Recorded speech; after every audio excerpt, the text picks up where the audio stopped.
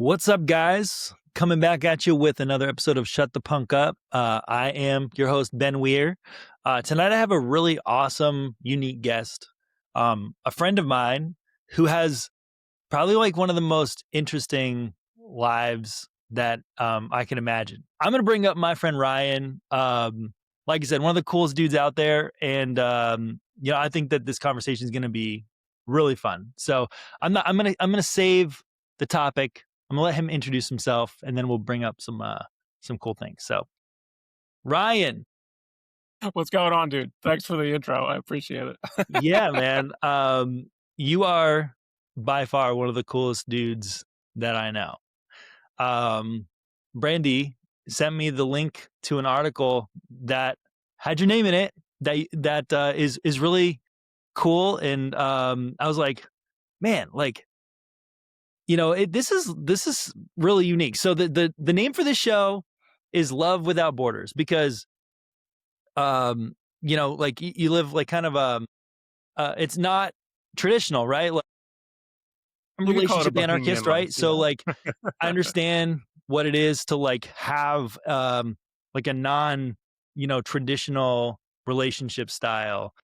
A lot of this stuff is like really taboo, based in religion or just straight up government nonsense. But this has been something you've been doing for a very long time now. I'll kind of just pull up the headline of the article to start. I'll just show it on the screen so people can see it here. And it is: Forget love triangles, meet the Polycule with 80 people in it. This is the one from the Times of London, right? Yep. Yep, yep. So Yeah. that's like, that is something that like people are gonna like see this and be like, oh my God, an 80 person So polycule. How does this happen? How did I this? do feel like I gotta correct, like, the language. I don't think of myself as being in an 80-person polycule. I think that Of course. comes from, Yeah. we had talked about my direct poly community is like 80 people. We'll have poly events like where people come and gather and do these things, and those are like 80-person plus events. And so that's where that number came from. But like a polycule implies there's a bunch of people all dating, and I think that was in response to the one that came out in the same area because it's from other people that I know. But it was like the 20-person polycule, and that is all 20 people who are all dating each other. And my polycule is probably in like the teens. Like, the problem is it gets it, like it really gets extended. Like you can get into these much larger webs and like who counts as being as a partner or who's in the thing. But yeah, The yeah, I'm most trad expression ever would be, I can't even keep one woman happy. How do you yeah. keep more than one woman happy? So I I guess mean, let's dive into this. How long have you practiced the poly lifestyle? Because this is like, obviously, like, I'm assuming you started off kind of like living the more monogamous life. This is usually not something people go off into right off into their teens, unless it is. I had my Um, first threesome when I was 17, okay. and Okay. I didn't. I even as a teenager. So I'm one of the rare people who's kind of like, I wouldn't say yeah, I'm one of those people that's probably hardwired non-monogamous. And in a Okay. world, if we were very rigid about our dating norms, like if we were in like Victorian era, I would be one of those like Lotharios or something like that. Like it would be one of those things where I would be trying to figure it out. Um, but I I actually learned the word like poly and some of the language about this in my mid-20s and struggled to date ethically, non-monogamously for like 7, 8 years. And I used to try to explain it to people like, how like the Romans didn't really like put a lot of weight on sex, they just did it whatever.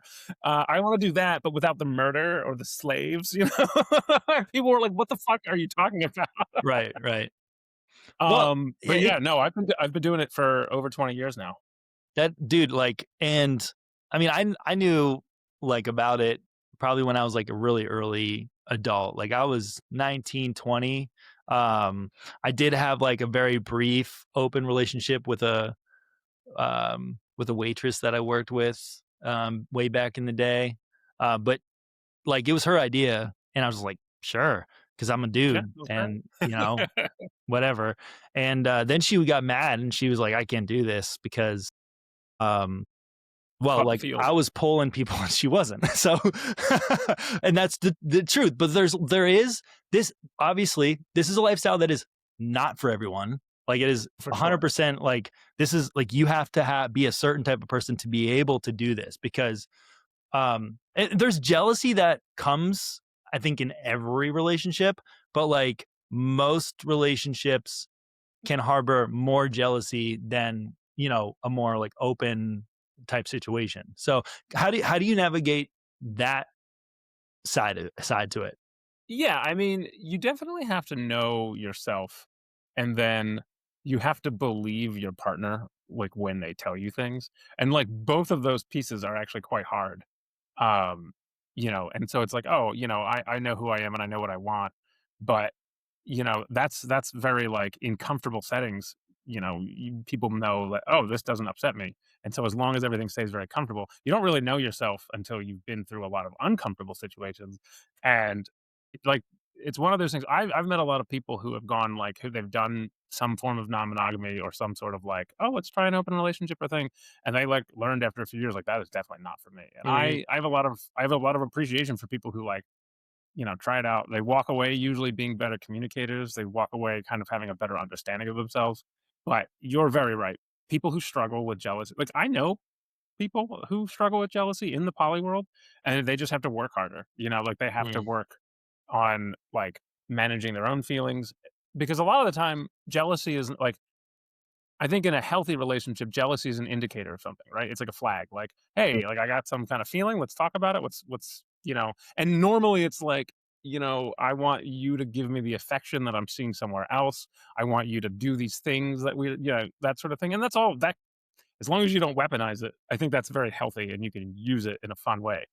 But if it just like, if feeling jealous just completely like undermines your like, mental health and like your chill, that can be hard, but sometimes people know, they're like, "I'm jealous and my partner didn't do anything wrong." Like, Mm.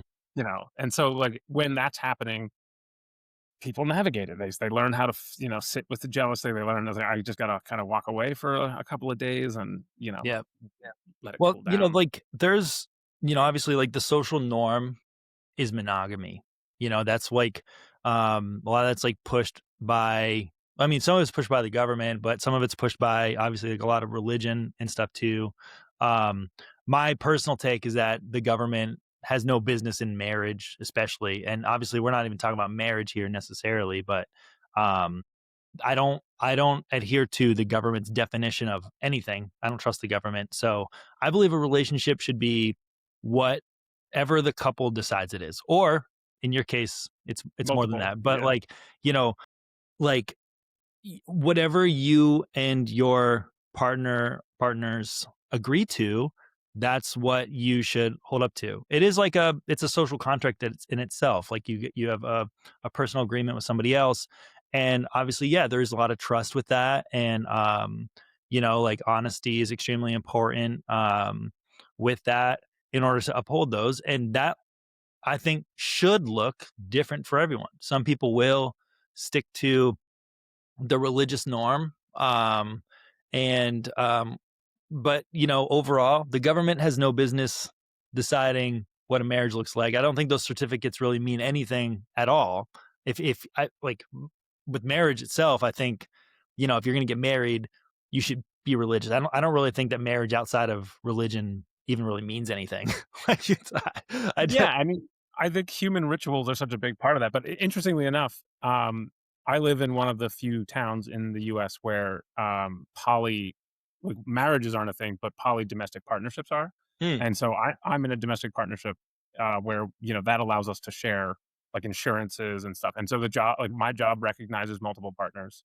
Um, Wow, that's yeah, but interesting. that's because Right. we live in a town that allows us to do that. That's why there's so many That's poly people here, because we can get fucking health insurance from each other. that's Um, wild, man. I mean, that's that that's a perk. that was Like, that you don't was even have to the be poly. You can just say you're poly and Correct. throw people on your Well, insurance. the thing is, you don't actually have to say you're poly, because a domestic partnership is just like, hey, we fucking are tackling life together.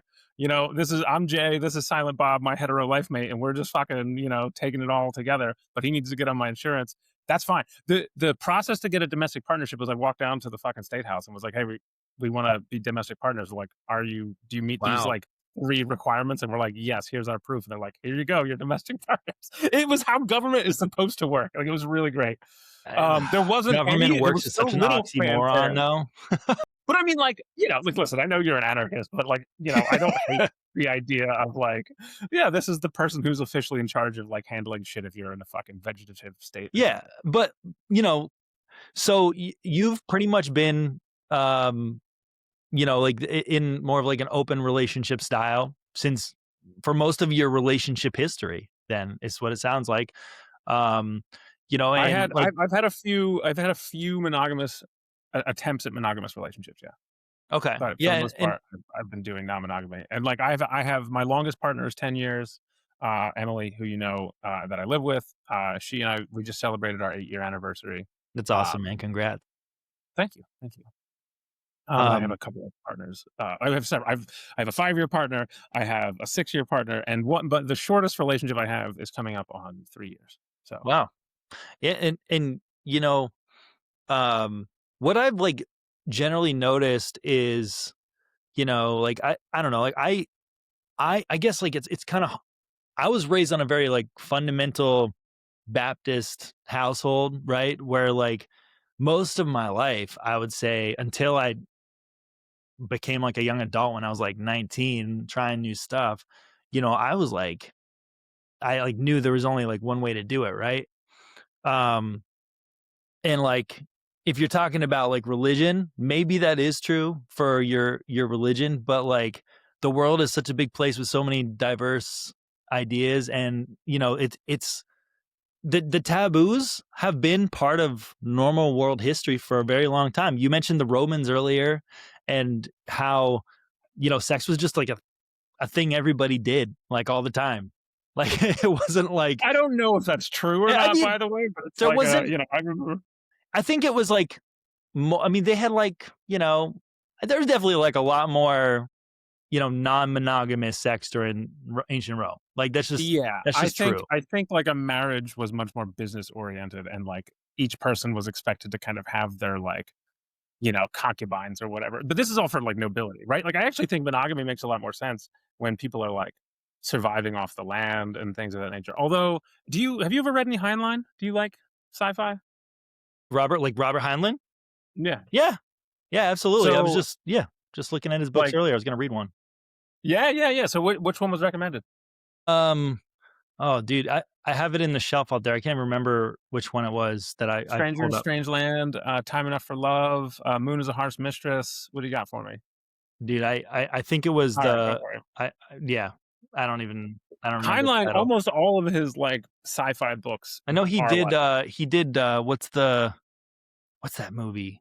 Like or the book that turned into a movie. There's a couple of them, but the yeah. big I one. mean, he's like right below Isaac Asimov and a couple other.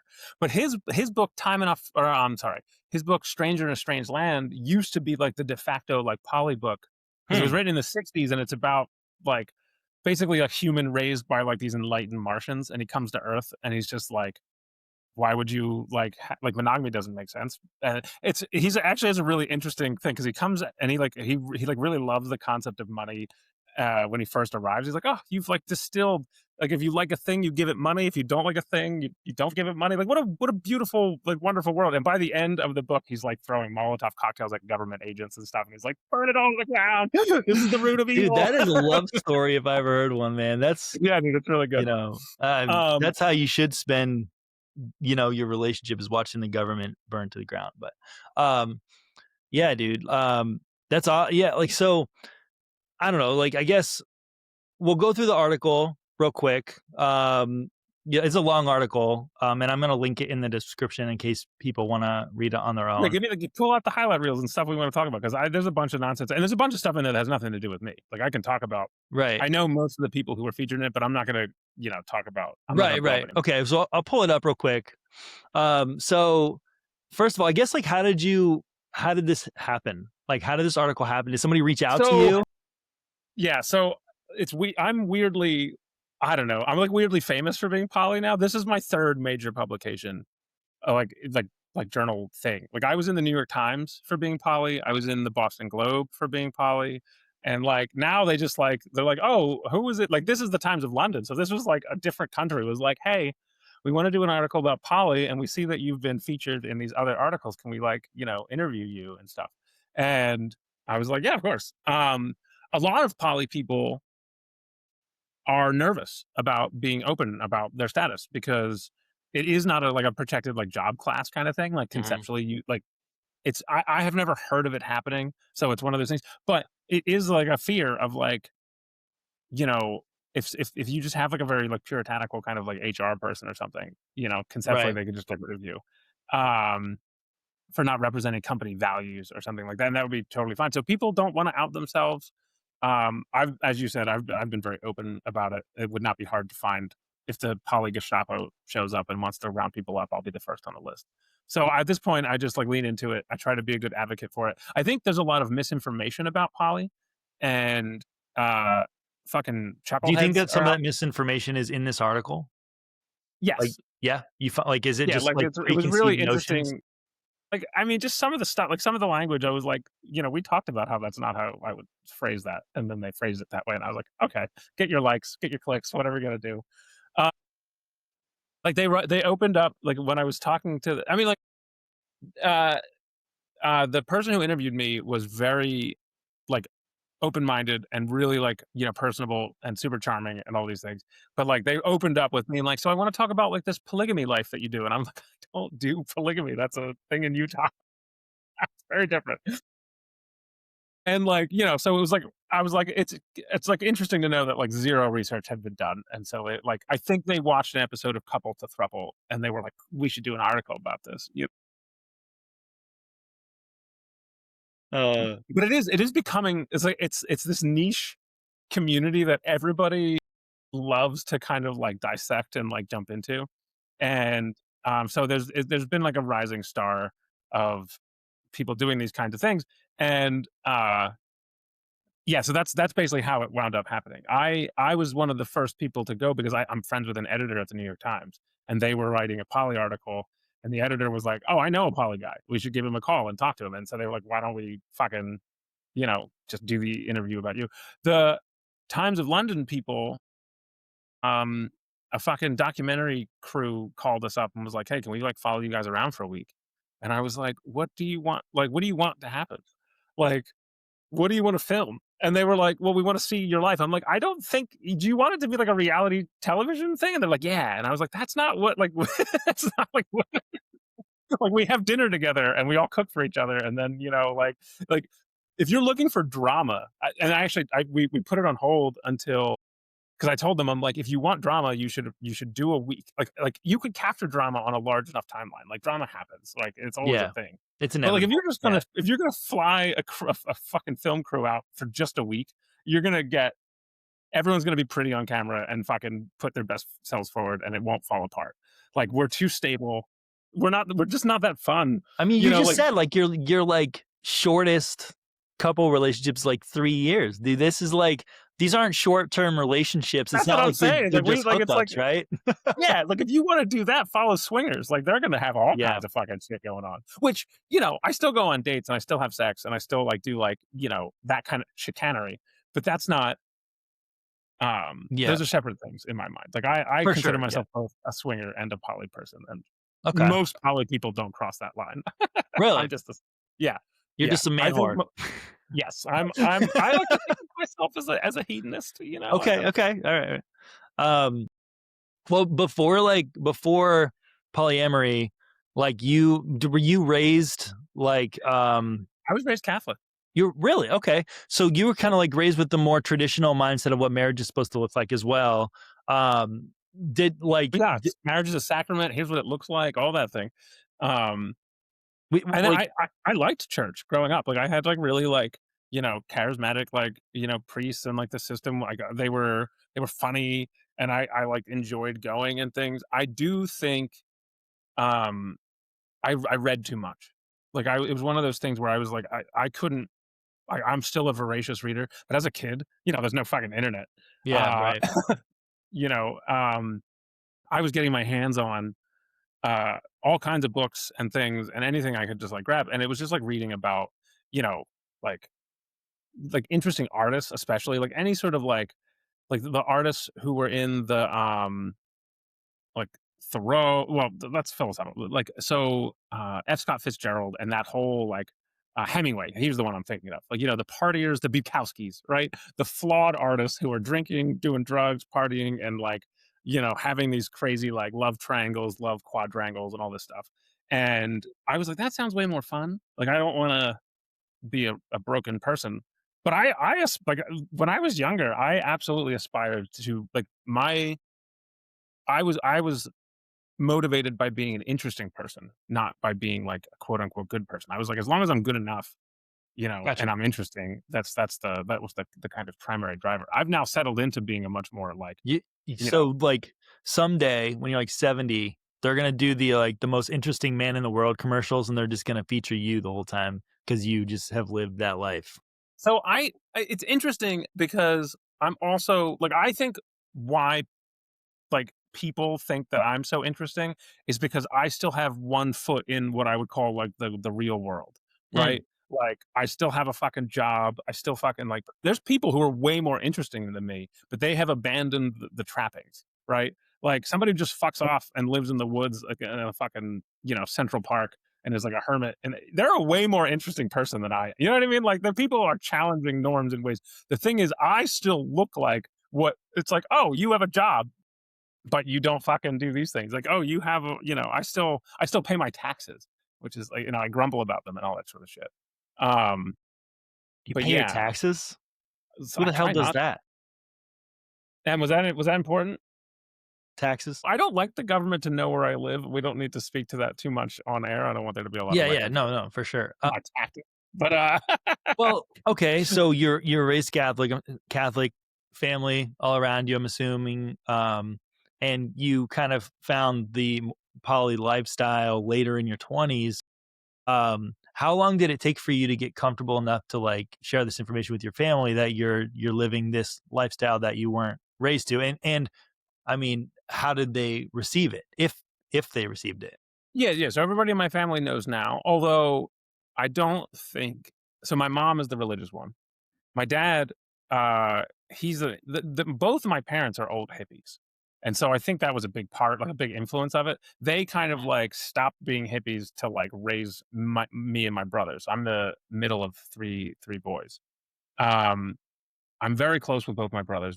Both my brothers kind of know all of my shenanigans. They knew, like, I think they knew that I was different in like romantic dynamics. Like they knew that I was like I would date multiple people or like whatever the sort of thing. The like poly language, like I said, I didn't even learn that word until I was in my mid to late 20s. And you know, that that really resonated with me when I learned it. But I was already trying to figure that out. I was failing miserably, like I was doing it really badly and all that sort of navigation. But my my brothers, like I lived with my brother, my younger brother, in Boston when we first moved up here.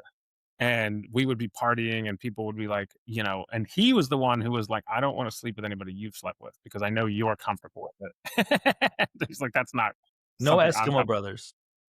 and like that's the kind of thing that I still remember somebody fucking there was this girl at a party who was like, I want to fucking fuck that guy and his brother. And and my brother was like, "No, I'm going home.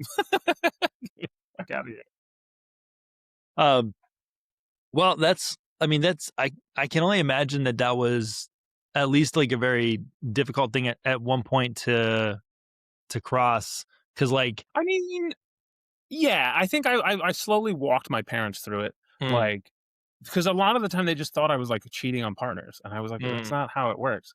And they were like and I was like, "Well, they're sleeping with other people too," and they're like, "Oh, you're just cheating on each other," and I was like, "You're really no, missing the like that's the whole thing is core principle." um like it really is like communication is the foundation of all of that. Of every relationship, it's the foundation. And like telling the truth is also the foundation of every relationship. So, like if you I guys mean, have like I would even push back on that. There's tons of relationships that are built on lies. It's just 100%. Yeah. I think they're yeah, the foundation then becomes shaky. Like it's as somebody I think it's very hard to maintain long-term lives and like it would be exhausting. Like people live double lives, right? Like there are people who have multiple relationships and look so it's actually a big problem now that people on like who put out that they're poly and there are kind of like specific poly dating apps. You'll find people who are saying all the right thing. I actually this happened to me. Holy shit, I totally forgot. I like participated in an affair because somebody she was like, "Yeah, like I have this fiance and we're open and all these things." And we went on multiple dates. Like it was like a lot of the people I matched with, we like jump right into things. But this was a date. Like, we went on multiple dates. We were going on super cute like museum dates and shit like that and like all these things. And then we finally get a hotel together Wow. and then we hung up and afterwards she's like, "Oh yeah, like, you know, my fiance like thinks I'm at like a girlfriend's house." And I was like, "What does that mean?" And she was like, "Yeah, like, he doesn't know that this is happening." And I'm like, pump the brakes. Like, what are we talking about here? Like, this is like, we literally talked about this. Like, this is not something I want to participate in. So it's like, it's crazy to me. And there's tons of guys who are like pretending to be poly to try to get laid. And it's so funny because I'm like, there's way better trees to bark up to get laid. Poly people are going to you know, like, all right, what's the situation? Like, can I meet like all these sort of things. And it's like, if you're lying, like, we talk too much, Yeah. What would you say is like the most difficult thing about um polyamory from like an emotional perspective? Like obviously there's a lot of um I don't know, like because I feel like, you know, there's a lot of connections that are being made there. Um some connections probably stronger than others, right? Um I think each connection is different. The putting some are certainly stronger than others. Like that, I absolutely have connections where people are like, you know, we don't need to make this a bigger thing than it needs to be. But like, you know, from especially amongst my like 3 or 4 strongest connections, like I don't weight those differently. There's people I have different responsibilities with, and I always honor that. That's the hardest thing. It's like I have an infinite amount of love to give, but I have a finite amount of like, energy and commitment ability and all time. that. I mean, I can't Yeah, imagine time. what your calendar looks like, dude. Like, So you said emotional. If you didn't say that, the answer would have been calendar. okay, all right. So but like, yeah, like what, like how often? So I don't know, like it just in a roundabout number.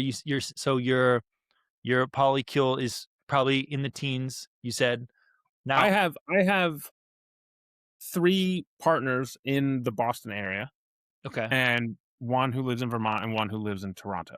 And those are, like, my long-term partner that's my, like, long-term web. And then I also still go on dates. okay. And Um, what is your like on a weekly basis? How many of those partners do you tend to see? Like, because it's a 2 of balancing act, right? Like, so yes. 2 of the 3 who live in the area I see regularly, like, weekly. Like, 1 I live with, and the other one I'm seeing 2 to 3 times a week. Well, 1 to 2 times a week, I'd say. And then the other, she practices this thing that in the community we call solo poly, where like she is her own like main person. Like she prioritizes herself in life.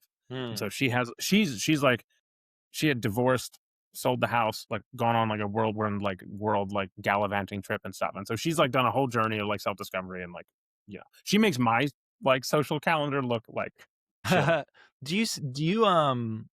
Do you find that a lot? Like, there's a lot of people who are like divorced and they're just like That tired didn't of work the for that didn't work for me. I want to do it again. I'm gonna try it and not yeah, like I don't know, like a lot of people after they get divorced, they just I'm never doing this again, right? So they're just gonna go out and um I don't know, like you can just do like no real commitment relationships, or you can be in committed relationships and just never get married. Um, but like maybe the poly life kind of fits some people better with that because you can just there's no pressure right there to get married a lot of times. But you know, like you can kind of explore a little bit, I guess. See all the people that you never got to when you were tied down. Mm, I don't know. I'm sure that there's plenty of people that turn to the poly lifestyle that are previously monogamously, you know, married, right? I think there are a lot of people. So there's a ton of different reasons to come to poly and like try it out.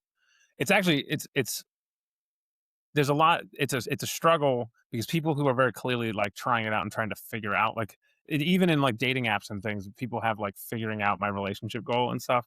You know, uh, I think like I've been a stepping stone for a lot of people who were like, "Oh, thank you so much for teaching me about myself and communication." But like, I'm gonna go be monogamous with this person now. It's like, all right, that doesn't feel great. Like, Mhm. like it would have been nice if you had known that that's Like what you you were the wanted. experiment, basically. Yeah. Mm. Yeah, I've been an experiment for a lot of people over my, like, dating history, and so it's like, I don't make rules for dating, but if I had one, it would probably be like, I'd like somebody if I'm gonna go on a date with somebody, I'd like that they have experience, like, they know themselves, well enough to be like, "Oh, yeah, I know this is how I operate, this is how I behave.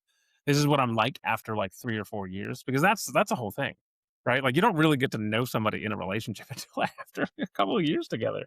Like, your chemistry changes, you know?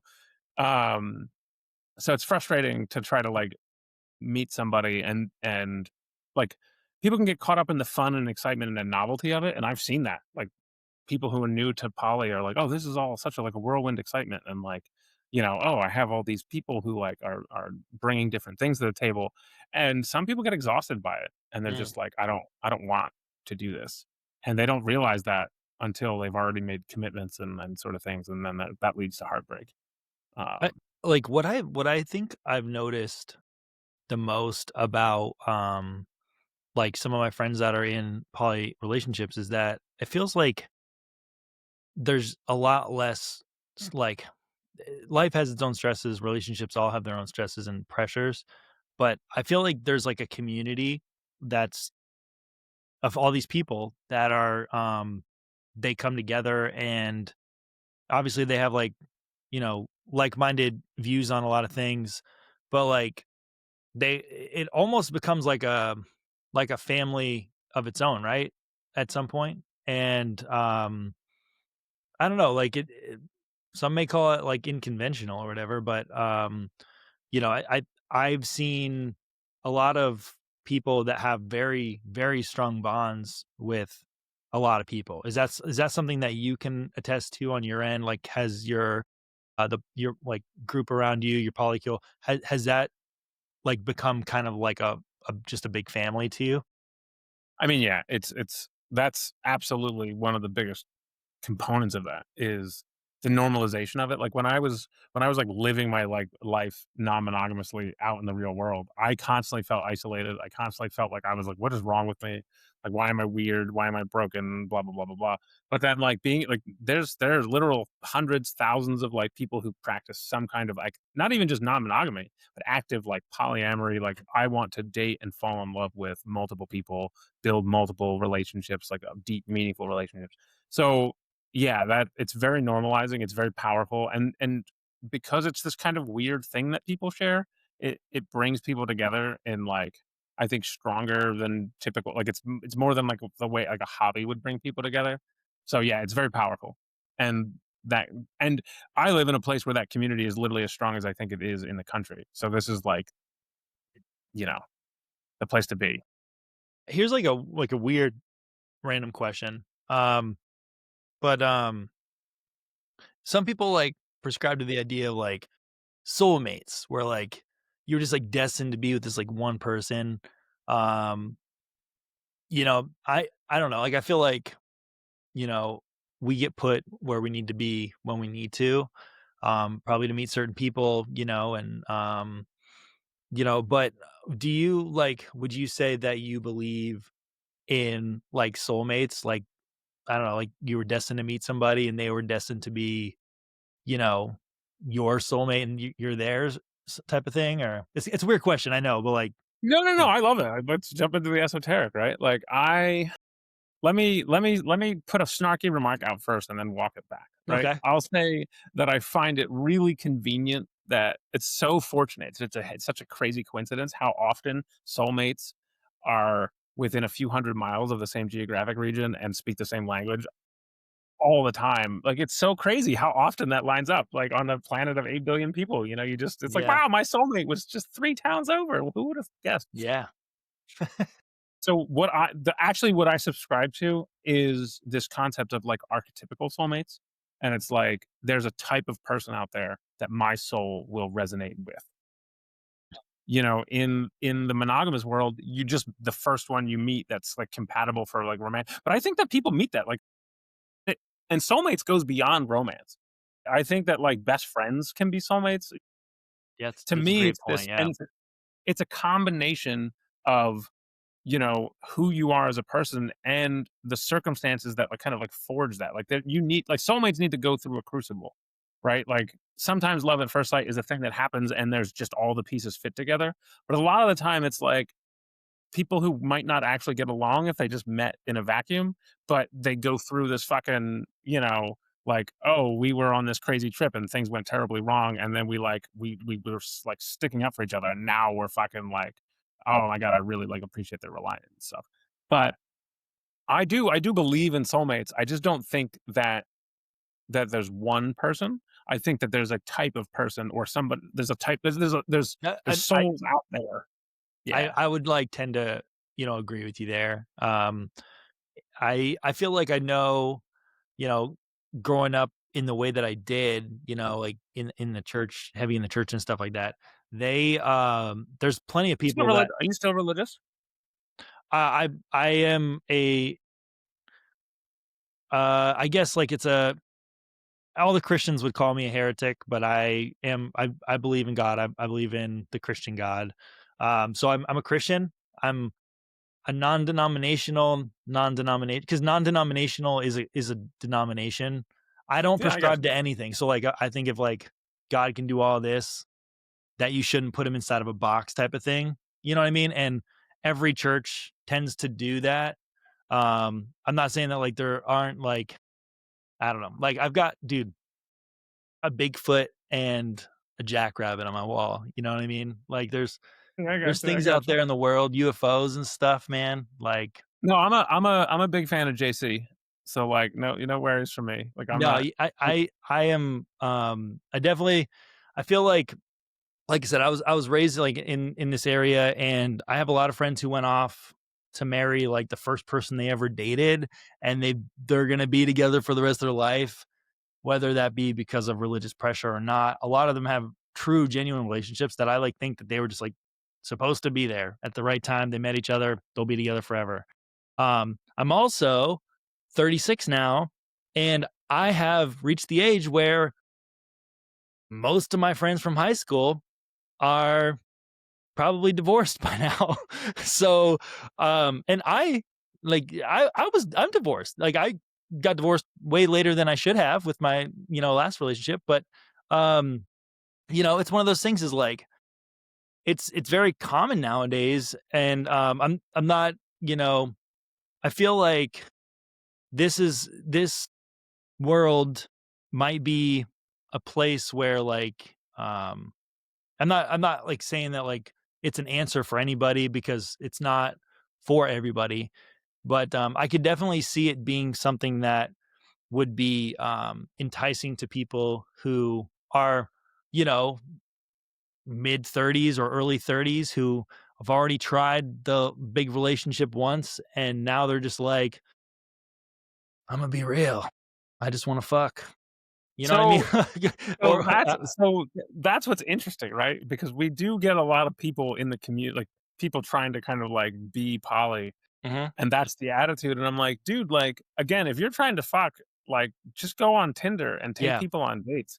Like poly people I think that are that's like, probably worse for your community when swingers try to be poly. Am I wrong? yeah, dude, it's hilarious. Well, because that's so. it really depends because there's people like me who, if you're hot and you like sex, we'll get along and that will be fine. But those of us who are chill about it, I think are like, you know, we're neutral. We're not really hurting the cause. We're not really helping stereotypes. I understand, and I apologize to my, compatriots that I'm like I don't mean to be the spokesperson for poly because I'm not a great of the community. Like it's like, oh yeah, you guys are just in for sex. It's like, well, I mean, like, no, but sex is great. Sex But is great, yeah. God but loves like sex. He wouldn't have made it so cool if right, full fucking we weren't send. supposed to love it. So Yeah, yeah, I love the fucking apocryphal takes. I so that but the thing is, like, it's like one of those things where it's like, yeah, you'll find a lot of sex positive people, and we as a community cherish being able to be open and be like, hey, look, I like fucking having sex and all this stuff. But like you might be able to get like laid once easily, but if you're a fucking piece of shit about it, and you're like, I'm not gonna like honor the things I said or the agreements, or like if you like fuckboy around, like we tell everybody, like it's like that. It's like, hey, like this fucking, I went on a date with this guy and he was a fucking clown, and now all of a sudden nobody in the poly community wants to hang out with you because we all and know. that's probably where the drama comes up because there's definitely like people are humans that people like that will find themselves in the community, right? And they're gonna break your heart. You know what I mean? Like they're gonna hurt a lot of people because they're not honest. And that's really what it comes down to is the terrible Well, that's what I mean. I communication think and it's very no honesty. self-correcting. Like, if you're like, we don't mind breakups, we don't mind mistakes, we don't mind, like people figuring things out on their path. But if you're fucking dishonest about it, that's like more than anything else. On the entire thing like hinges on honesty, right? Everybody, you have to be transparent. You have to be honest with yourself and with everybody else. And as soon as you're lying, you know, overtly or even like by omission or something like that. It just comes crumbling down. Like that trust really needs to be there. And it's just like, it's if you throw that away, you're not gonna make a lot of inroads. Like you're not gonna be having all the threesomes and foursomes and stuff that you want to be having. Um Would and you that's like okay, so what that leads to this question, which would be like, what are some of the biggest misconceptions that a normie or someone who's not part of it would have usually about um we want to do no. like the meme of like, what my parents think I'm doing, what society thinks I'm doing, like this sort of fucking. Yeah. So I think so there's a lot of poly people who like it's just a bunch of different one-on-one interactions. Like group sex is like a niche component of that. And Mm. so I think like people think like that poly life is all these orgies. Maybe, I don't know. That I could be totally wrong about it. But uh or that we're constantly arguing about feelings and stuff like that. Like that happens. Like people have like those sort of feeling and drama. But I honestly think it happens like I think the emotional flare-ups happen less than in spicy monogamous relationships where people, like are like, "Oh, who are you looking at? Who are you talking?" Because we are just like, "Oh, did you see that fucking hot person over there?" Like ogling. We ogle together. You know what I mean? Like, Right, I get it. Yeah, yeah. so it's easier to do that sort of thing. But um, a lot of it, this is what I told the reality TV crew. They were like, we want to capture the drama, and I'm like, we're really good at just being like, oh, like, hey, we had a date planned, but my nephew has a hockey game. I'm gonna, like, and it's like, yeah, okay, like let's reschedule for whenever's next available. Done. No, you know what I mean? It's not you don't love Like if me. you want to like take make a documentary of the most normal abnormal situation that you possibly could, this is going to be it because we're just going to live our life, we're going to stick to a schedule, and there's probably not going to be anything crazy that you see. So I And well, it's and so the crazy stuff that happens is peripheral to it. Like I mm, don't I don't want to tell too many other like I don't like telling other people's stories and things. sure. Yeah. But do you know Amanda, Yeah. my partner? Yeah, Yeah, like I met her at a show, I think. yeah. Perfect. So like M and Amanda have had like experience like they're both in the like we're all in the music scene, but they're in the music scene. They go to places and stuff, and like M and I have been dating for years, and like nobody's ever had any kind of like reaction about like, oh, you're open, we can treat you some kind of way or something like that. But as soon as M brought Amanda around, like guys were like, what's up with this girl?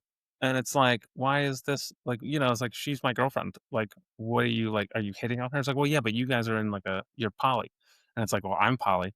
Like, why are you being fucking rude all of a sudden?" You know what I mean? It's like it doesn't mean anything. That's a big thing. Like there's I think some baseline assumption that being poly means that you're a slut. And it's like, yeah, we might be a slut, but like if you like are rude about it, that's like it's like just be cool, Like I don't understand people who Yeah. fucking shoot themselves in the foot getting Yeah, fucking I don't know, man, dirty. like, it's it seems like, that it's, you mentioned that, like, it's legally recognized in your area.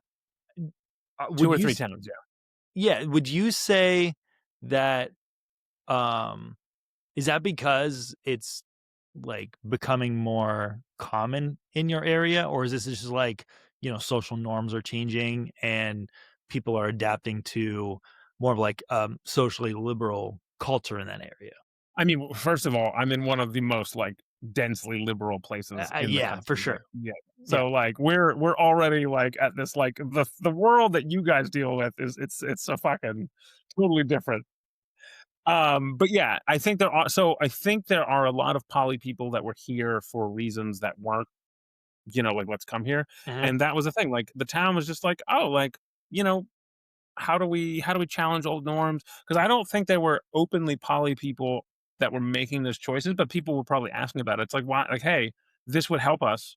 And the town was just like, I don't see a reason why we wouldn't do that. Like, who the fuck cares? Like, it's like, you guys like meet these requirements. Fucking, you guys can share insurance. Done and done. And so, a couple of towns like were just made the choice and they made the news and all these sort of things. But over the past few years, I think there's been a huge influx of people moving here because of that. I can't tell you I'm just like constantly surprised.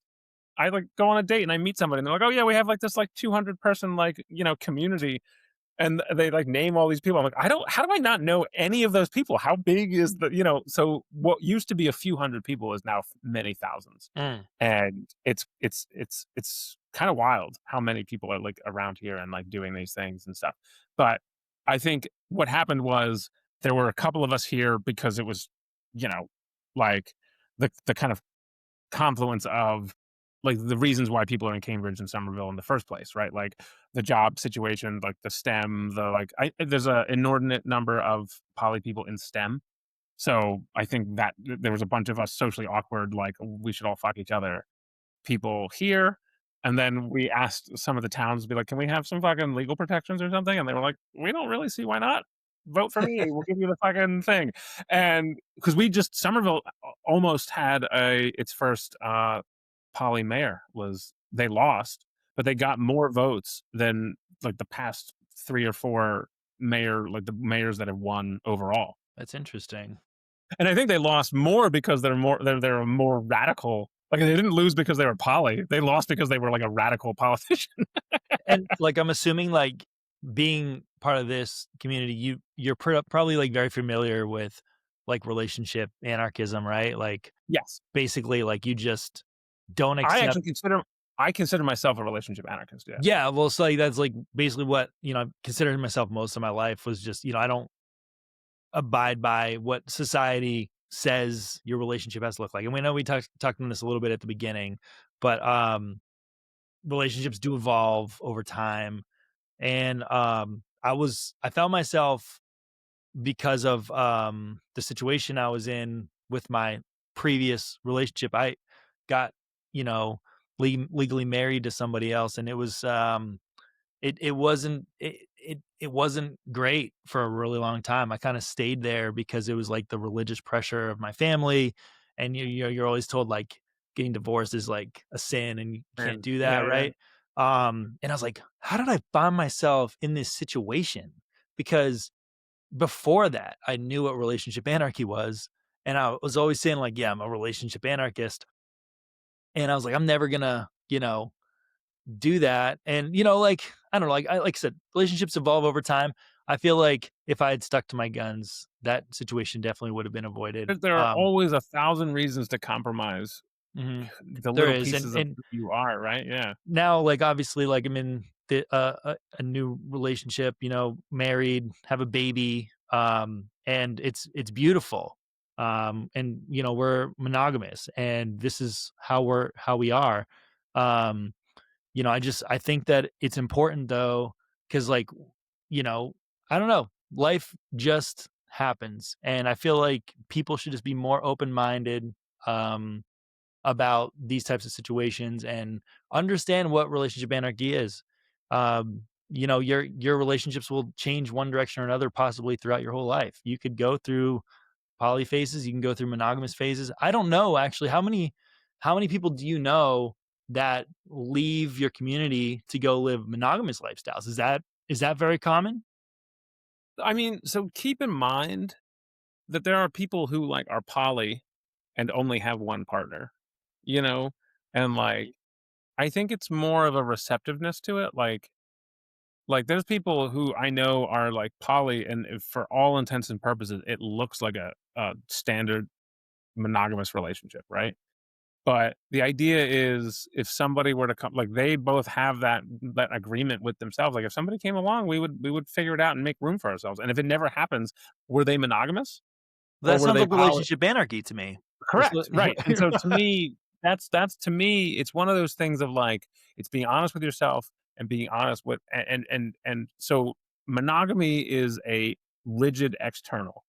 Poly is just a like, hey, I'm open to these kind of things. Like I'm willing to like accept a little bit more chaos into this thing. Mhm. Like monogamy is like I am uh like closing myself off from the possibility of other people romantically involving themselves with me. Whereas like a poly person who's just fucking polysaturated at one is like, yeah, I mean, if somebody like makes me like fall in love with them, like I'll accommodate that, but like I don't know how that would happen because I like I have my hands full with this one person and this community and everything like that. But so it's like one of those things where like, yeah, I don't know. I mean, people definitely do it and then decide that they want to be monogamous, Mhm. but um I mean, to be relationships aren't all, about, sex even though necessarily. Like, you know, uh, I feel you mentioned, it's kind of like you can be in a domestic partnership with your best friend. Sometimes marriages can feel like that because I know from experience, not currently, but in the past, where you can go 6 to 9 months without doing any of that stuff, and have a perfectly healthy, I guess, normal friendship type relationship. And you live together, you work together, you figure things out, you pay your bills together. Sometimes that's what it turns into, but well that's that just you would ask what like the most common like if like, it was like people who had divorced and then like they're like I'm not doing that again. Really, the most common like participants of poly are what you just described. People who have a very stable home life and they're like the person they like raised kids with are now their best friend and it's like, like maybe there's some they grow intimacy, maybe apart, something a little not bit, even grow maybe. apart. They just grew so close together that it's like, Oh yeah, okay. like we're just not we're friends and we raise children and we have this beautiful life together, but we don't have the spark. It's like this these are it's a deep love that looks a lot more like friendship with a deep romantic history as opposed to, that excitement and the joy. And so they like it's like other people can bring me that and that's where I come in. Yeah, there you go. Do Well, I haven't even, like, touched the article yet. I really wanna, like, look at it a you little want bit. to talk do you want to talk boat steading or I article? do. So here's the thing, Ryan here is a boatman. He loves the ocean life. He has an awesome sailboat right behind him on that picture, I think probably intentionally. Um, It's just from but, our partner. I get it. um, I've been very familiar with seasteading, for a long time. I actually was friends with somebody who worked with the Seasteading Institute, where they like wanted to create like a floating city in the ocean. And I think we're probably pretty far away from that. But a lot of the people in the seasteading community, um, you have to have a certain amount of wealth to be able to accommodate it, obviously. Um, but a lot of folks just go off and live in the nicest tropical areas on a boat all year round. Um, you've talked about how you've lived on a boat before and how you would gladly go and choose that lifestyle again, right? I'm in the Um, I'm restoring an old sailboat right now, right? Like that's yeah. yeah, that's why I wanted to bring it up. So Yeah, yeah, yeah. So I have lived on boats in the past, 2, although one of those was more of a happenstance. I've always been affiliated with boats. You know, I've been very nautically inclined since I was young, but my my current boat is hopefully maybe not my forever boat, but at least the next 10-year boat. But it's a big ocean going sailboat. Like it's a 45-foot, 2 masts, like real heavy, built to kind of sail through storms. I've been restoring it since the pandemic. I bought it in the pandemic, and yeah, and it's just been you know how do you find the wildly. time to do that when you got all I these mean, partners? so I'm a just lot kidding. of them have been down to it. Like it's like, hey, do you want That's to come cool. see this Yeah. boat that I've been Have them working come on? help you out, dude. Throw some paint Yeah, on, you know? dude, that's what poly is really about, finding a crew for your big sailboat. You'll never be short extra hands if you're moving, right? I have a big fear actually about not having enough people to, because the boat I have is not easy to pull in and out of marinas with one person. Mm, Um, it's that's the downside to like a big heavy boat. It takes a little bit of maneuvering. Like I realistically want to have 3 people on the boat all the most of the time. time. Like Yeah. I could sail it by myself, open water to open water, but like pulling into like if I was coming into a city by myself, I would call the marina or wherever I was going and be like, I need you to send a boat out and like bring me in because it's not going to go well otherwise. Like full keel boats don't like we just build marinas so tight, you know. Yeah. But like the dream is to not worry about that. The dream is to go to places and drop an anchor, you know. Although I hope to maintain some like because right now I can work remotely. So if I'm gonna throw like a satellite internet connection on there, I'm gonna try to like keep working and just like sail slowly and explore and do all that sort of stuff. But when the boat is done, I might be able to just like I'm putting solar panels on it. I'll have a water maker on it, all that sort of stuff. So there's a big. I will need to be real careful to not just be like, fuck it, I'm done. I don't need this. Because I the problem is like homesteading, once you get all the things you need, it's kind of self-sufficient and you only need money to do, external things. A sailboat constantly needs maintenance and yeah. that is expensive. So it's like you need to have some kind of like, Like remote work like I'm sure like a lot of people that do that work remotely well, or they just most own a of the time aren't company doing and it full time or they're retired. yeah, Most boatsteaders are retirees. So that makes it's like, sense. Yeah. yeah. You kind of mentioned a little bit too, with all the Venezuelan ships getting blown up, um, that there's been a lot more restrictions off the states of like how long you're allowed to dock places, stuff like that. Um, how do you foresee that kind of stuff affecting your life if you did choose to go and live on the boat? I mean, my hope is that like the tumultuousness in the Caribbean is like sorted out by the time because I'm not launching my boat. The major stuff is done. We're launching this spring. It's at a shipyard in Connecticut right now, and I'm bringing it up to Boston this summer. And it'll just be like a regular boat. Like I have a slip in the river, and it'll just be like I'll probably have sex parties on the boat. Like that'll be the big thing. But it'll be the winter will be the big decision point of do I go south. What I'll likely do for the foreseeable future is go somewhere warm in the winter and then come back to Boston. And I will likely do that 1 to 3 times. And then what I expect I don't know if I will fully commit to like the dream is to sail around the world. But if the dream never gets further than I sail to the Bahamas and the Caribbean and back to Boston and I never get further than that, that's already not a bad dream. Like, you know what I mean? Like what are yeah, like at every point, like, even honestly, just having a boat is pretty good. Like I don't, so like even just being a fucker in the city with a boat, and I can just get the fuck out to like the Boston Harbor Islands and like up and down like the New Hampshire coast, the Maine coast, like all of that's really beautiful. Like going further south is really beautiful. Like even just New England sailing is beautiful. What kind of And like rules do you have to, or like what kind of like what's the process of this like sailing to another country? Like, if you go to, like, the Bahamas, do you have to, like, register your boat for a certain amount of time that you're there? Like yes, so okay.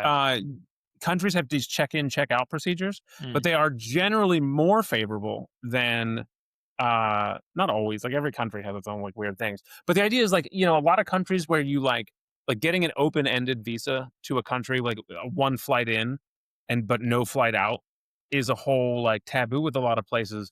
That's less the case with boats because you have the means by which you can leave. Like they can just be like, get the fuck out. And then you have like a day, it's like you Yeah. have a week to get the fuck out of the country. Yeah. So they're much more like you're here, and boaters have money usually, at least some. Like Yeah. the problem is there's been enough people who just have enough to get the boat, and then they're like they have a name, but it's basically just like a boat hippie, right? Or like so they're living very cheap, very budget, I and you can see this going down like any street in Oakland.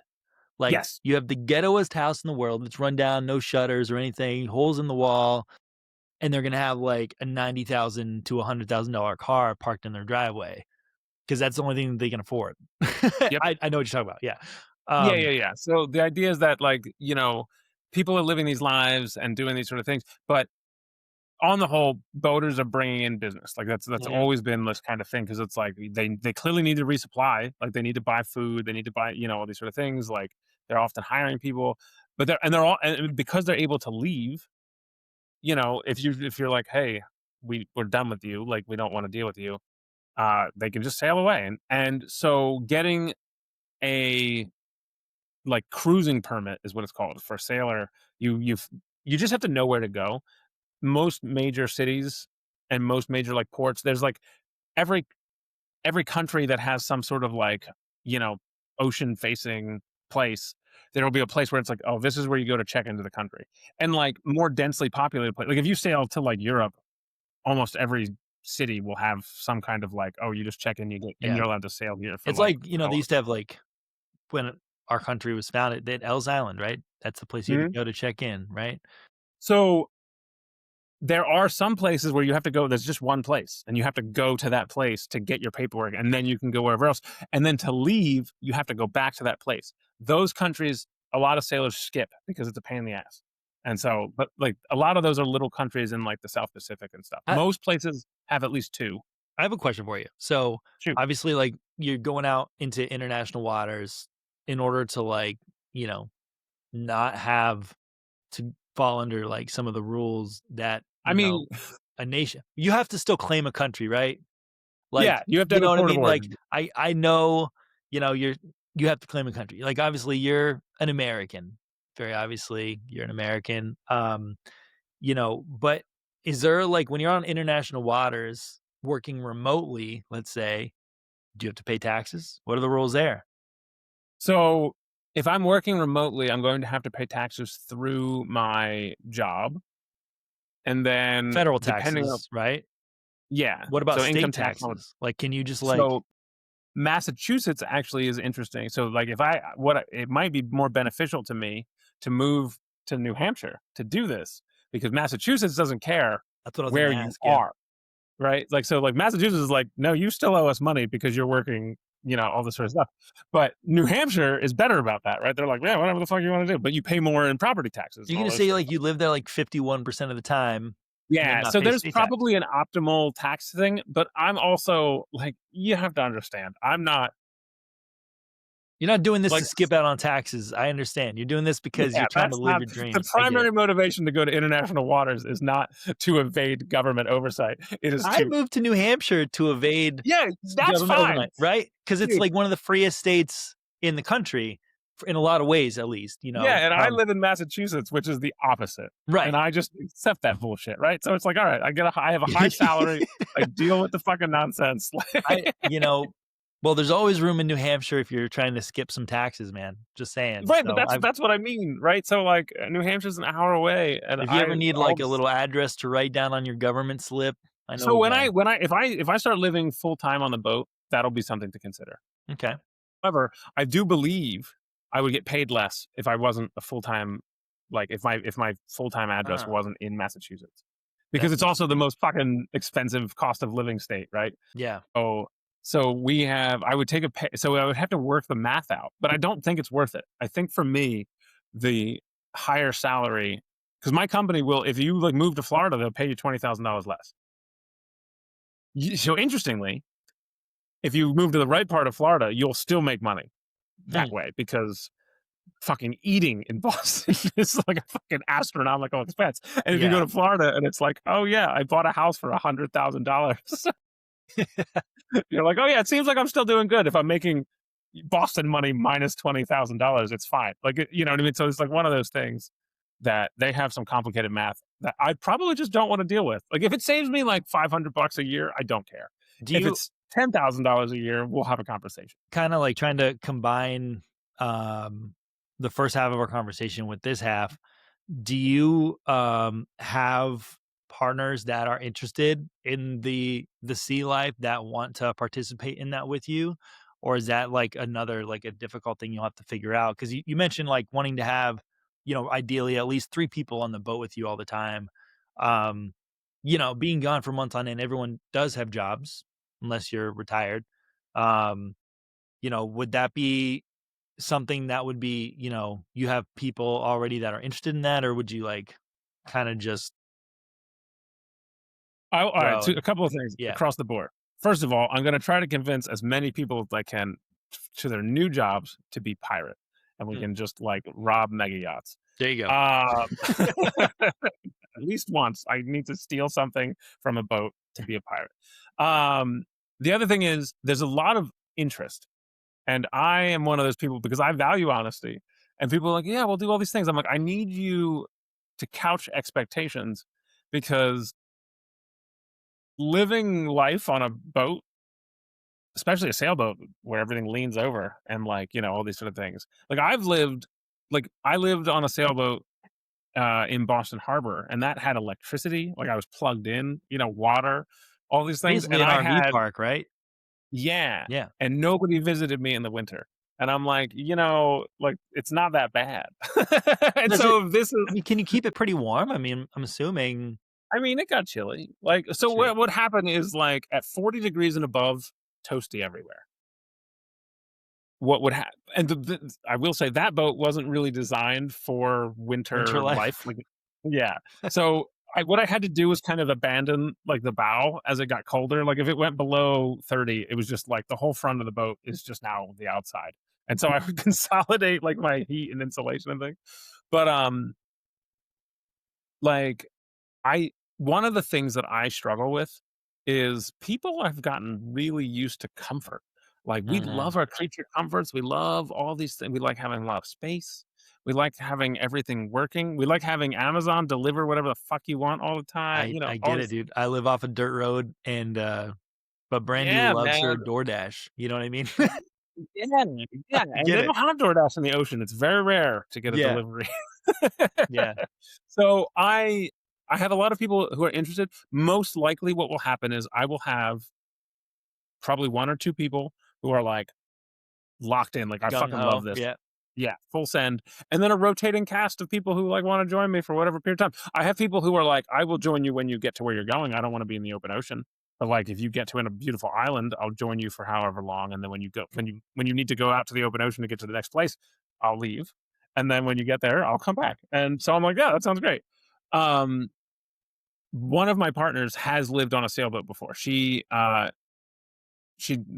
no longer with this person, but she had met somebody. This is the one who divorced and sold and fucking gallivanted.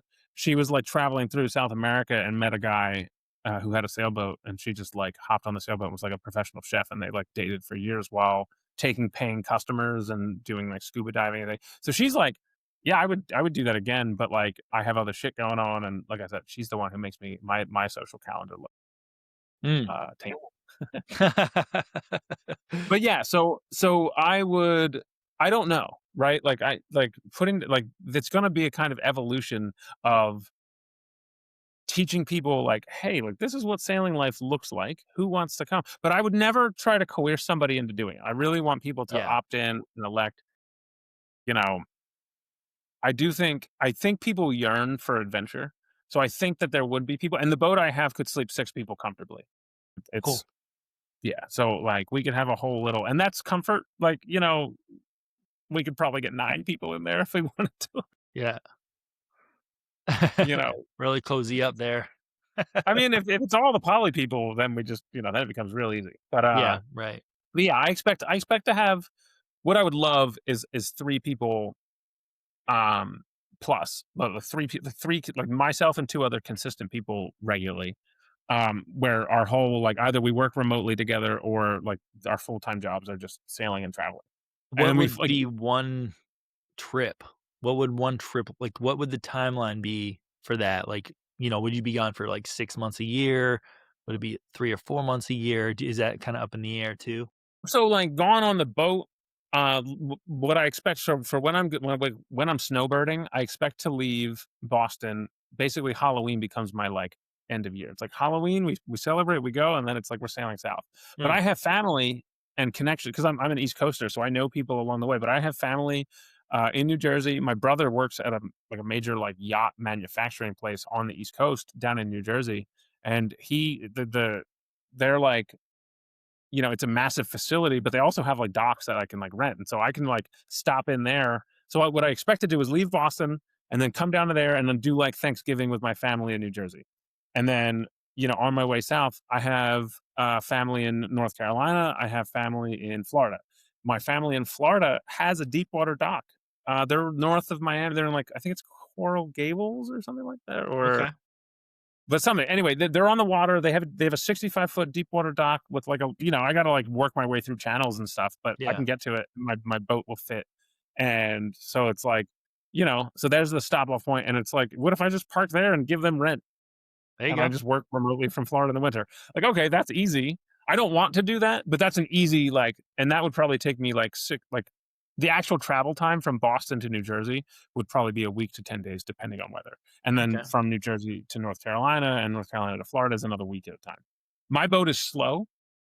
That's a whole thing. People, like What's a sailboats are already sailboat? Like, I would assume it so sailboats are already slow as a category.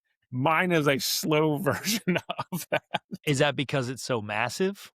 Yes, it's Okay. it's very heavy and stable, and so my boat, it's an older designed boat, and it was built to cross the Atlantic and be very comfortable when you got there. But it was built to sail across the Atlantic, it's like this old philosophy of like heavy, stable. Like the idea is that like modern boats don't want to be in storms, and they have equipment and the ability to kind of sail out of the way. And so, like if a storm is coming, they're like, "We know a storm is coming. Get the fuck out of the way." This boat was built in an era before we had that kind of tech, and so this was built like if a storm hits you, hunker down and hold on. Nice. And Okay. so the boat is built, and I actually I'm like, I'm not in a rush. Like who cares if it takes an extra day or something to get where I'm going? I just like take your time, go slow. But it has a lot. It's a little bit more of a, like the old school philosophy of like it has more redundant. It has 2 masts, so like if something goes, you just it's. But yeah, a lot of modern sailors like to get where they're going as quickly as possible. This might be the most important question I ask you all night. What's the name of your ship? All right, you ready for this fucking thing? This is a Coast Guard registered vessel. So this is the official name. It is the SS, like the sailing ship, the Dionysus. Dude, that's sick. That's actually really cool. Yeah, I know. You should get, like It's dude, that's actually really badass. yeah, and I chose that because I wanted a shorthand to like be able to like say like, hey, we're like so likely the nickname for the boat will be the Nissa. And so like, oh, we're heading back to the Nissa, we're gonna have drinks. But like Bacchus is my spirit animal, right? Like Dionysus is the whole sort of thing. Um I like ships being like more feminine. So it's like a she, a her to Of me. course. Yeah, yeah. And so I just basically took the Dionysus name and kind of like feminized it a little bit. But yeah, I really love it. It'll have a lot of like grape and Poseidon and like it's basically a fusion of those kind of iconographies, but it'll definitely be wine and revelry. I will absolutely throw sex parties on the Dionysus, and that will Are feel you like a gonna, really like, great time. wear occasionally, like, a triangle pointed hat and an eye Yeah, I patch and already have a do parrot? that. You have a parrot? Because you need a parrot Um, and a I would peg-leg rather get a too. lizard than a parrot, but yeah, Yeah, okay. Get an iguana while you're in Florida. Just go pick one up. They're everywhere. Pull one out of the trees. but yeah, I have like a literal like wool pirate coat that I just wear unironically because it's warm and Dude, I'm not judging you at all. I think that's super badass. So I know, like, we kinda, like we're both kinda nerds. I know you play Magic the Gathering, you know what I mean? Like, no, that's badass, dude. Don't even yeah, I have all these like dreams of like, just being a chucklehead with do you know the movie Captain Ron? I don't know if I Kurt do. Russell. All right, well that's your homework. Watch Captain Ron with Kurt Russell and Martin Short. It's a movie from the 80s, but the boat that's featured in that movie is actually very similar to mine. Mine looks like almost exactly like it. Uh, and it's a great comedy. Classic 80s Well, era.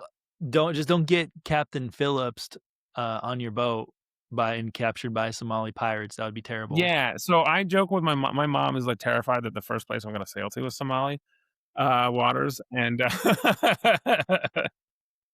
and I yeah, I like that's a whole thing. Like pirates are real. Like there's Oh, lots of yeah. like the Philippines are laden with pirates. There are parts of the Caribbean that have like theft is a thing, although they usually go for like the engines of like the little boat that comes with the big boat. Mhm. But that's a whole thing. Like, I mean, do you know about the orcas? What about the orcas? Like Holy shit! So off the coast of Portugal and Spain, there's like this like pod plus, like it's a bunch of orcas, but they're young, angry orcas that are mad at all the fishing boats, and they like attack boats, and they like nosedive into like props and rudders, and they are constantly disabling sailboats trying to get in and out of the Mediterranean. mm, And yeah, so that's like a whole that's thing. Like insane, dude. dude, it's like a and like they're protected animals, so you can't like attack them back without getting into trouble, or if you get caught, it's like it's a whole This thing. this is a side note, but did you know in California it's illegal to harpoon a whale from your car? I From did a not know that, and Yeah, I'm not surprised to from hear a that. moving vehicle, you can't harpoon whales, but that would make sense. Um, wow, dude, that is insane. Well, you know, not not necessarily for the orcas, and I don't know, like, how you feel about this, but we're gonna need to get you strapped up before you hit the open seas, my man. I can So, interestingly, uh, this is an ongoing debate in the sail like the cruising community, people who jump from country to country, right? Like guns, and what do you do about them? I believe I would go with the, like, compromise solution that is there's a German version of a flare gun that's made of metal that so most flare guns are plastic, you load the flare and it launches it. Mhm.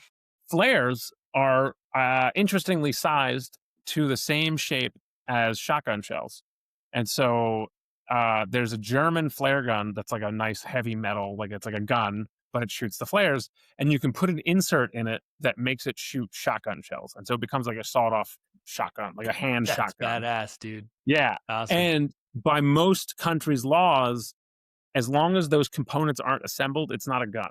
You can have shotgun shells, and if somebody finds them, you give like whatever, take the shells. We don't care about those. I know you Um, yeah, because like, it's like, but if you have like, they banned 80% lowers a while ago, if you know, like, the AR-15 lowers, like, if they don't have the hole drilled through them to actually turn it into a working gun, it's yep, basically a paperweight. I've yes, got plenty of paperweights laying around my house, but it is yep, certainly not a weapon. You know what I correct. mean? So, but, like, keep them separate, and if you need it, if those Somali pirates or the orcas get a little bit too close, protected or not, man, they're gonna Dude, catch some heat. You know what I mean? yeah, yeah, exactly. So then the idea is, I'm just kidding, the don't shoot the actual orcas, dude. You're gonna get in so the much the the trouble. yeah, I do not recommend shooting a fucking. I do not Anyway, endorse that. the the idea is that the hassle of dealing with a gun for checking in and out of countries over and over again is so fucking annoying that many cruisers just don't want to deal with it. Because a lot of countries will take them from you, and Mm, so like so you go and you just have to like if it's like if you want to come here, you give us your gun, you declare it, and all that sort of stuff. The problem is if you like hide the gun and don't tell a country, they'll take your boat, and so it's like one of those things where is it worth the hassle of sorting it? There are places like I would not sail. Like if I was trying to make the run from the Mediterranean to like Southeast Asia and going through the Suez Canal along the Indian Ocean, and for whatever reason I just wouldn't likely sail that route. But if I was going that way and I wasn't with some like carrot, because a lot of the times a bunch of boats will get together and hire a fucking warship, and you're just like follow the warship and that keeps you safe. But if that only happens like a few times a year, so if you're like, we got to get to fucking Korea and we're nowhere near, what you do is you hire mercenaries and they just come on board with a bunch of fucking AK-47s and they just shoot at the fucking Somali pirates as they come close. And that usually chases them away. But like, that's like, I'm just like, I don't want to go there. I don't want to deal with Yeah, that. that You know what I sounds. mean? Yeah, So, especially in like a slow moving sailboat, dude. Like there's right? no chance you're outrunning those guys. No, they have big You better motors. So hope we to go, God the orcas are on your side. You know what I mean? yeah. Well, that's the thing. Yeah. So I likely won't have heavy weaponry of that nature, but I'm also a chemist, and it's not that hard to like turn, kitchen compounds into fucking combustibles. So Yeah, like, right. I'll have the shotgun and I'll have like Molotovs and things like that. So it's like, we'll have it as needed. And if I need to have components to, like, what I would likely do is have enough on board to build a cannon. Okay. Dude, having a fucking cannon on your ship would be so sick, I dude. cannot imagine that a cannon is accurate for anything further than like right on. Like it's There's almost certainly absolutely no not way that practical you're gonna hit anything with that cannon. unless they're right next to me. At Yeah. which point it's like Molotov them anyway. So But yeah, that but yeah, I thought about you that. gotta at That's a whole. least I feel like you just gotta have one. If you're gonna dress up like a pirate, especially sometimes, Oh like yeah, yeah, dude. I obviously have a cannon. It's just a matter of are we bringing it yeah, on the you boat? gotta hit up like the gun antiquity, the gun collectors and stuff. I'm sure there's plenty of them around New England, No, especially. dude. You just like you bore out a cannons are simple tech.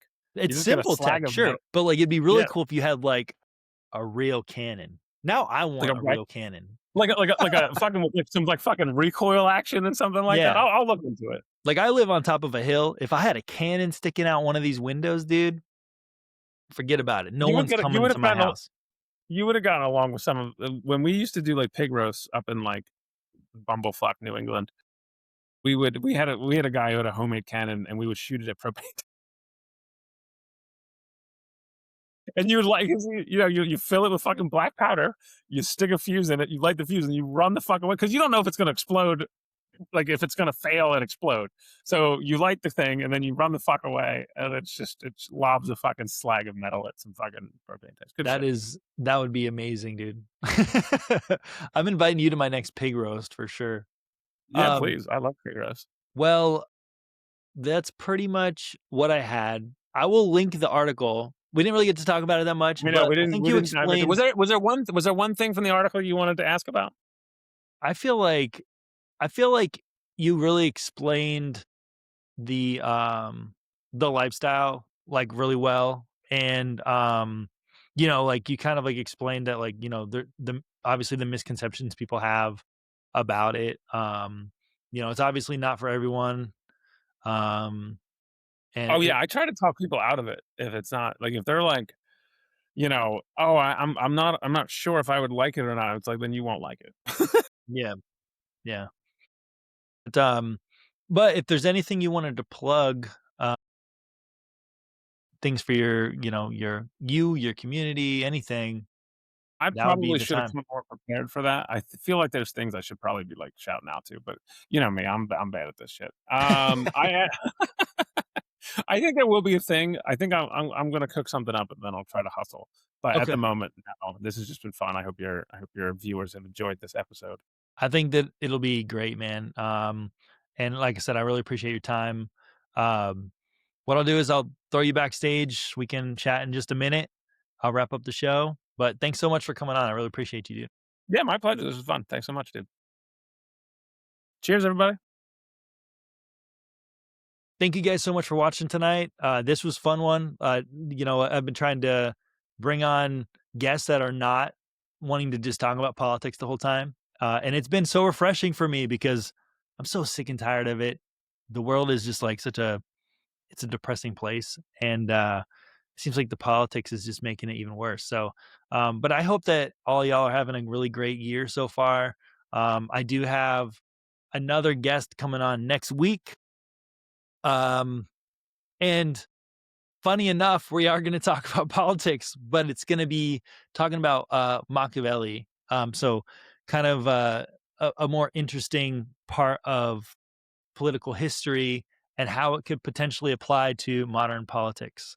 And I've got a couple other guests come on, musical guests. So I hope you guys have a great rest of your day, good week, all of that. And we will see you next week. So good night.